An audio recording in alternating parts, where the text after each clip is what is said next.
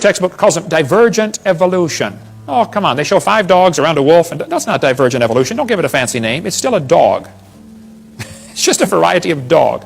This Mexican textbook says, the horse and the zebra had a common ancestor. I agree. It looked like a horse. You know, 4-wheel drive, genuine leather upholstery, all the standard horse equipment, okay? They got little tiny horses today. We had the world's smallest horse come visit our dinosaur adventure land. Talk about useless. I mean, you can't ride it. Well, my granddaughter could, but it won't bark. You know, what do you do with a horse like that? You know, horses, zebras, and asses can all be crossbred. They have competition in California. Who can get the weirdest animal? They get zorses, zonkies, zeonies, zedonks, zebras, and shebras. Here's a zebra who forgot to put his PJs on. Here's a herd of zebroids running around.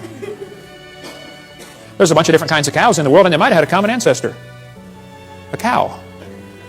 This magazine's where you order chickens. All right, boys and girls, should we order, cinnamon queens, red rocks, white rocks, cherry eggers, or brown leghorns? But look what the magazine says. Jungle fowl are the original bird from which all varieties and strains of domesticated chickens are derived. Did you know all the chickens had a common ancestor? Anybody want to guess what it was? Chicken. You got it. There are 8 kinds of bears in the world, and they might have had a common ancestor.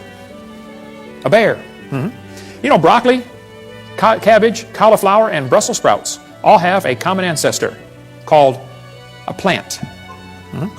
In California, they got huge fields where they graft English walnut trees onto black walnut stumps. They do it because the black walnut stump, the root system is tough and can handle the weather over there, but the black walnut doesn't taste as good. It doesn't sell for as much money, and it's tougher to crack. English walnuts taste better. They sell for more money, and they're easier to crack, but the root system rots. So they cut them off and stick them together. They do it all over there. Well, they can do it because they're both a walnut. So you can never graft an English walnut tree onto the back of a turtle. That won't work, see? The sugar beets were used for years. When sugar got expensive, they wanted to get sugar out of beets. So they tried to do selective breeding to increase the sugar content in sugar beets. They raised it from 6% to 17%.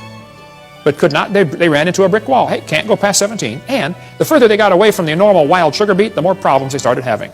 Now you got to babysit the field and spray pesticides and bugicides and everything else on it, okay? Because it's disease resistant.